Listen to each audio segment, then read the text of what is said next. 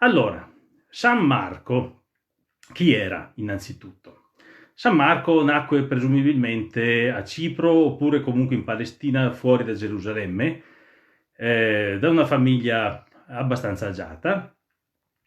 La madre era vicina alla comunità apostolica, tanto che è abbastanza consolidato il fatto, l'opinione, che la casa dove si tenne l'ultima cena con annesso l'orto del Getsemani fosse di proprietà sua. E abbiamo testimonianze anche dagli Atti degli Apostoli o da alcuni dei Vangeli che poi anche gli Apostoli si ritrovarono presso la casa di questa Maria vedova, che era quasi certamente la madre di Giovanni Marco. Ecco, Marco aveva due nomi, uno quello ebraico Giovanni e uno quello pagano Marco. Era in uso all'epoca in Giudea avere un nome ebraico e uno pagano, era una cosa frequente. Lui appunto era Giovanni Marco.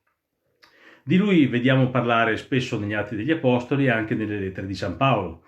Sappiamo che seguì Paolo e Barnaba in uno dei loro viaggi apostolici di evangelizzazione, poi tornò indietro, tanto che ci fu un dissidio per il quale Paolo in seguito prese con sé Sila, mentre Marco continuò a seguire Barnaba, ma in seguito acquisì sicuramente credibilità nell'ambito della comunità apostolica nascente, appena nata.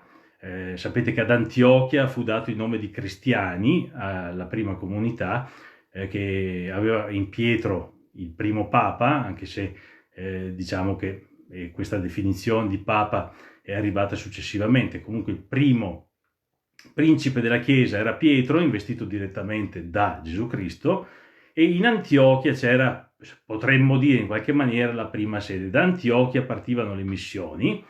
Ad Antiochia ci fu il famoso dibattito tra Paolo e Pietro su come trattare i non ebrei relativamente al battesimo e all'uso della legge, ma questo è un altro discorso. Noi stiamo su San Marco.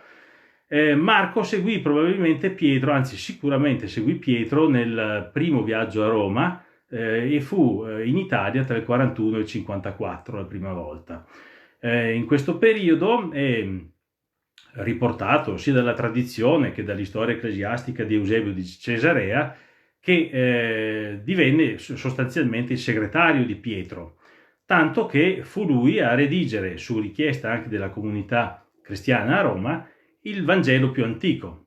Se voi prendete il canone biblico, la Bibbia, vedete che l'ordine dei Vangeli è Matteo, Marco, Luca, Giovanni, perché ci fu un periodo in cui si credeva che il Vangelo di Matteo fosse più antico, in quanto scritto nella lingua ebraica in uso all'epoca di Gesù. Il fatto è che Matteo scriveva per rivolgersi proprio alla comunità ebraica, per convertirla, per dimostrare che Gesù era effettivamente il Messia atteso. E difatti il suo è un Vangelo con molti riferimenti all'Antico Testamento. La verità è che è l'unico Vangelo scritto in ebraico, ma perché? Per questa particolare missione che Matteo si era dato, Matteo Levi, di tribù sacerdotale. Marco invece è il primo ad averlo scritto, lo scrisse su indicazione di Pietro. Difatti il suo Vangelo è il più breve, il più asciutto, il più essenziale, ed è quello che ha fatto da base sia per quello di Matteo che per quello di Luca, che invece è lo storico, scrive in greco, un greco anche raffinato, e è quello che ci fornisce il maggior numero di precisazioni, di dati storici, di eventi che hanno permesso di collocare in maniera perfetta la vicenda di Gesù Cristo e degli Apostoli all'interno della storia profana, ecco, in maniera che ci fossero tutti i riferimenti precisi. A Luca dobbiamo la dimensione storica, a Matteo quella messianica, a Marco quella originale, se vogliamo. Poi ci sarà il Vangelo di Giovanni, che è più teologico e ha un altro tipo di racconto, mentre i primi tre hanno più o meno lo stesso racconto sulla base di quello di Pietro riferito a Marco, e gli altri due si chiamano sinottici proprio perché possono essere letti nella stessa ottica e hanno delle aggiunte, delle precisazioni, se vogliamo anche dei miglioramenti che hanno contribuito a rendere quella storia la più bella di tutti i tempi. Tanto che Dostoevskij diceva: se anche non fosse vero, io ci crederei lo stesso, perché è talmente bella che è edificante di per sé. Fermo restando che dal punto di vista storico la figura di Gesù di Nazareth è incontestabile, mentre dal punto di vista appunto della fede, lì la questione è quella della Pasqua: o si crede nella Pasqua e si è cristiani oppure no. Detto ciò, veniamo a Marco. Nel periodo in cui Marco era con Pietro a Roma, ricevette anche, secondo tradizione, la missione di evangelizzare la Venezia. Si vuole che Ermagora e Prosdocimo, Ermagora primo vescovo di Aquileia, primo vescovo della 10ª Regio Venezia et Istria, fu scelto propriamente da Marco e fu consacrato da Pietro a Roma assieme a Prosdocimo, che diventerà poi il primo vescovo di Padova. Guardate che di Ermagora e di Prosdocimo noi abbiamo tracce anche altrove, non solo nella tradizione o magari nell'istoria ecclesiastica. Abbiamo testimonianze diverse che attestano la vicenda di questi personaggi che sono i proto-cristiani, i primi cristiani della nostra terra veneta. Noi siamo infatti un popolo di prima evangelizzazione ed è per questo che abbiamo il patriarcato a Venezia. Tra poco rammentiamo anche la vicenda che porta il culto di San Marco a Venezia, però ricordiamoci che in tutta Europa ci sono solo 2 patriarcati: quello di Venezia, che deriva da Aquileia e Grado, e quello di Lisbona, legato alla figura dell'apostolo Giacomo. Marco, secondo una leggenda, nel ritorno verso Roma ebbe una sorta di naufragio, o quantomeno di momento difficile del viaggio, che lo portò a trascorrere del tempo nelle isole della laguna veneziana, nelle isole Realtine, e qui ebbe il famoso sogno nel quale gli fu annunciato che il suo corpo sarebbe un giorno rimasto lì a riposare per sempre. La famosa scritta che c'è sul leone di San Marco, l'iconografia che lo rappresenta, legata al fatto che lui è l'evangelista che più spesso parla della resurrezione di Cristo. E alla resurrezione è assimilata la forza del leone, ed ecco che la figura di San Marco nell'Apocalisse viene usata da Giovanni l'Evangelista, che scrive l'Apocalisse, con il leone alato, simbolo di forza e di celestialità al tempo stesso. Marco riposa dorme nelle isole Realtine e ha la profezia in sogno del fatto che un giorno il suo corpo riposerà lì. Poi torna a Roma, c'è la persecuzione dei cristiani, dapprima scappano, poi tornano con Pietro, assistono al martirio di Paolo. Paolo parla di Marco nelle sue lettere, poi subisce il martirio anche Pietro. Marco verosimilmente era uno dei possibili papabili per la sua importanza all'interno della comunità apostolica. Invece il secondo papa, il primo successore di Pietro, come tutti sanno, è Lino, o forse qualcuno lo sa adesso, l'importante è che si sappia anche questo. Marco invece, su indicazione di Pietro prima del martirio, va ad Alessandria d'Egitto, dove fonda la chiesa alessandrina, che avrà un ruolo straordinariamente importante nell'elaborazione dei concetti teologici e dogmatici della prima chiesa. Alessandria ed Antiochia furono più importanti da questo punto di vista anche di Roma, almeno fino al IV secolo, per quanto Roma ebbe sempre il primato per la successione di Pietro. Che dire, ad Alessandria Marco subirà il martirio, secondo la tradizione che ci viene sia dalla storia ecclesiastica di Eusebio di Cesarea, sia del più tardivo la leggenda aurea di Jacopo da Varagine. Subirà il martirio trascinato per le strade del borgo di Alessandria, che si chiama Bucoli. Perché vi dico questo?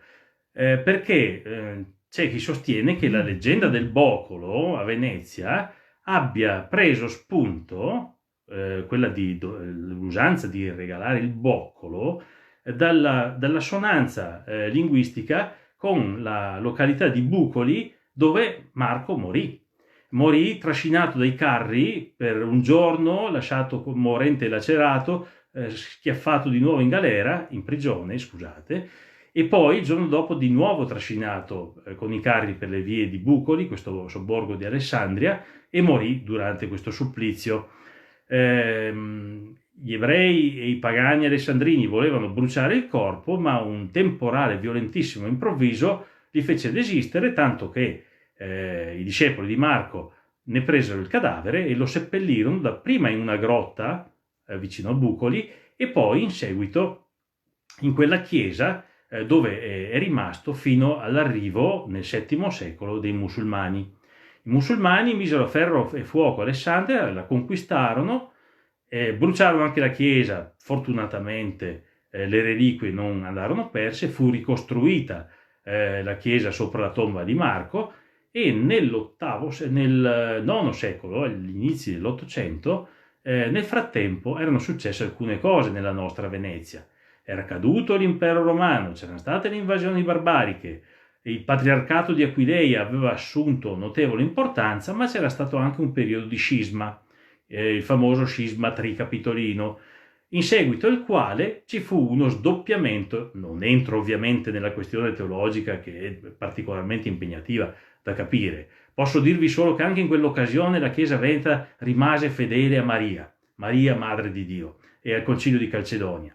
Sta di fatto che, ometto questa parte che non riguarda specificamente Marco, ci fu lo sdoppiamento della sede patriarcale tra Aquileia, che rimaneva filo imperiale, filo longobarda prima e poi filo franca, e Grado, che invece rimaneva a gravitare nell'orbita bizantina e quindi Venezia. Ecco che Venezia, che stava acquistando importanza, che era ormai un ducato fortemente autonomo e che voleva mantenersi separata dall'influenza crescente dei Franchi. C'era da poco morto Carlo Magno, c'era il figlio Lotario, il figlio Pipino, e il nipote Lotario che prendeva poi il potere. Venezia aveva bisogno di qualcosa che gli desse un prestigio notevole. Ecco che sapere che la tomba di Marco era finita sotto il dominio, il controllo di quelli che chiamavano i maomettani, i musulmani, fece concepire questa straordinaria impresa. Ideata da Bonda Malamocco assieme al suo amico Rustico da Torcello, partirono con una barca leggera con 12 uomini e una donna, che era la moglie di un medico. Questi due erano coniugi ebrei, tra l'altro. Il legame di Venezia con gli ebrei è antichissimo. Partirono, arrivarono ad Alessandria e con lo stratagemma che è ben raffigurato nella facciata della Basilica di San Marco nei bellissimi mosaici, trafugarono il corpo con l'aiuto di un monaco, lo nascosero in una grande cesta di vivande composta di verdure e carne di maiale, quindi cibo impuro per i maomettani che non potevano nemmeno toccarlo. Riuscirono a nascondere la cassetta con le reliquie del santo sotto, la portarono via e riuscirono, con un rientro peraltro periglioso, navigando vicino alla costa, arenandosi anche una volta, alla fine, il 31 gennaio dell'828, quando c'era ad Doge Angelo Partecipazio, riuscirono a entrare in Venezia e a consegnare nelle mani del Doge, che ancora non era indipendente da Bisanzio, ma ormai godeva di una fortissima autonomia, queste preziosissime reliquie che dettero a Venezia un prestigio, possiamo dire internazionale, anche se all'epoca il mondo era un po' diverso, un prestigio notevolissimo in seno alla cristianità. Subito fu eretta la prima basilica, il nucleo di quello che adesso è la cripta della Basilica di San Marco. Dopo 4 anni ne fu fatta un'altra. Successivamente ci fu un incendio in seguito ai moti per destituire Pietro Candiano, mi pare 976-78, una cosa del genere, ancora nel X secolo. La chiesa in seguito è stata ricostruita e finita sotto Vitale Falier, se ben ricordo siamo nel 1074. le reliquie del santo in un determinato momento andarono perfino perse, ricomparvero in una maniera raccontata come miracolosa. Probabilmente si tratta di un cedimento strutturale che ha rievidenziato la cassetta, la teca dove erano conservati il 25 di giugno, tanto che in Venezia le feste dedicate a San Marco erano sì il 25 aprile come oggi, festa canonica per il martirio subito da San Marco a Bucoli vicino ad Alessandria, il 31 gennaio, il giorno in cui fu consegnato il suo corpo in Venezia, e poi ovviamente il 25 giugno, il giorno del ritrovamento delle reliquie dopo la erezione e la consacrazione della definitiva Basilica di San Marco, quel capolavoro assoluto che ancora noi oggi possiamo vedere quando ci rechiamo nella nostra capitale. Che altro dire di Marco? Di Marco si suppone che fosse quel giovinetto che scappava durante l'arresto di Gesù e che rimase ignudo liberandosi del lenzuolo che lo vestiva. Perché si suppone che fosse lui, anche se non è certo? Perché è l'unico Vangelo che ne parla e viene da pensare che questo particolare fosse noto al redattore di questo Vangelo.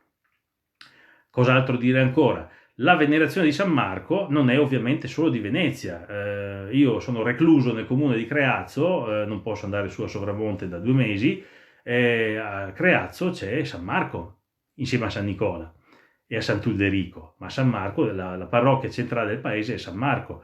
A San Marco sono dedicate chiese ovunque, ce ne sono a migliaia e migliaia. Il culto di San Marco è molto sentito anche nella chiesa copta, che è quella egiziana che discende da Alessandria d'Egitto. È il primo evangelista. Ecco, cos'altro dire come motivo d'orgoglio per noi veneti? Noi siamo un popolo di prima evangelizzazione. A me piace sempre dire che siamo il popolo di San Marco e il popolo del Redentore Gesù Cristo, da sempre molto mariano. Noi abbiamo nella nostra terra su 4 apostoli 2 che riposano qui. Uno è San Marco, l'altro è San Luca nella chiesa di Santa Giustina a Prato della Valle a Padova.